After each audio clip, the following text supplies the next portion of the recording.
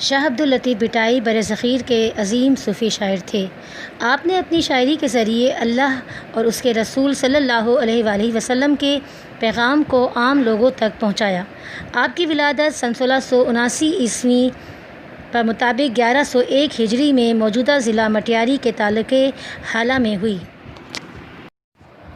آپ کے والد سید حبیب شاہ حالہ حویلی میں رہتے تھے اور موصوف کا شمار اس علاقے کی برگزیدہ ہستیوں میں ہوتا تھا۔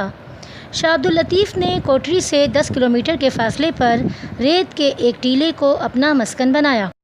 ریت کے ٹیلے کو سندھی زبان میں بھٹ کہتے ہیں، اسی لیے آپ سائیں عبداللطیف بھٹائی رحمۃ اللہ علیہ کے نام سے مشہور ہو گئے۔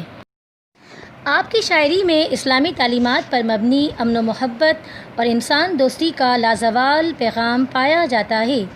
آپ کے عارفانہ اور صوفیانہ طرز کلام میں انسانوں خصوصاً سندھ کے عوام کے لیے امن و سلامتی کا پیغام ہے۔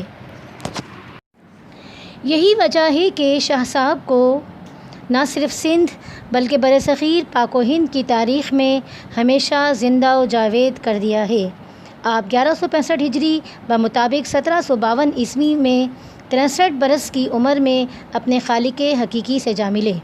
ہر سال 14 صفر کو بھٹ شاہ میں آپ کا سالانہ عرس بڑی عقیدت و احترام سے منایا جاتا ہے۔